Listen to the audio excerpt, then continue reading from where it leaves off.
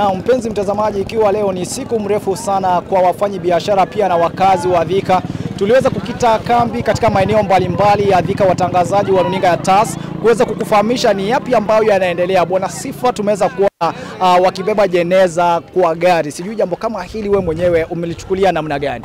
Mimi naona jambo la waandamanaji kubeba jeneza, naona ni kama kumbukumbu yao kwa kumbuka wale walioaga dunia wakati wa maandamano yale ya Parliament mwaka 2024 pale. Tuliona wengi wao walipata kuuliwa pale, walishutiwa marisasi kama walivyodai, na naona jambo hilo la kubeba jeneza ni kama wanazidi tu kuwakumbuka wenzi wao, wakidai haki kutoka kwa serikali ili wapewe fidia kwa wenza wao. Naam, ukiangalia ni vyema ndio watu kuandamana, lakini ukiangalia barabara Bwana Sifa zimeweza kufungwa, ukiangalia wameweza kuweka mawe kwa barabara. Kuna fujo ambazo pia zimeweza kushuhudiwa. Labda kumfahamisha yule mwananchi wa kawaida, unaweza kuchukulia jambo hili namna gani?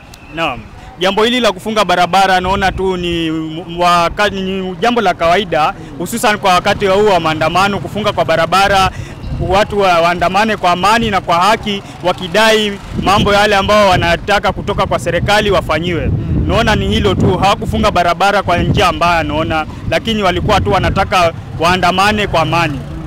Na mpenzi mtazamaji, licha ya kila mtu kuwa na haki ya kuandamana, lakini ni vyema kuweza kuweka usalama, manake usalama, kudumisha usalama ni jambo muhimu sana kwa maisha ya wananchi. Ile hali biashara imeweza kufungwa, lakini tunatumai ya kwamba Bwana Sifa hali inaweza kuwa sawa kwa mida ya baadaye. Naam, labda pia wakati wa baadaye tutaona maybe Quickmart pale watakuwa wamefungua biashara zao, lakini kwa sasa tunaona pia Quickmart pia wamefunga pale, Naivas wamefunga milango yao, hakuna biashara zenye zinaendelea kwa sasa.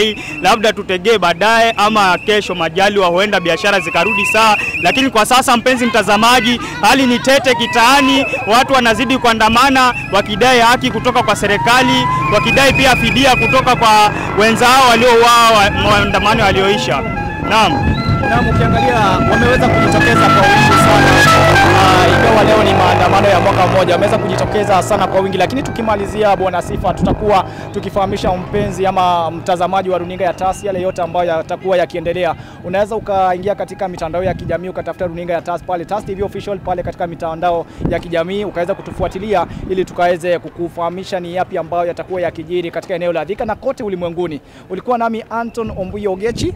Na mpenzi mtazamaji, zidi kuwa nasi, nami ni Justin Sifa kutoka TAS TV. Kwaheri.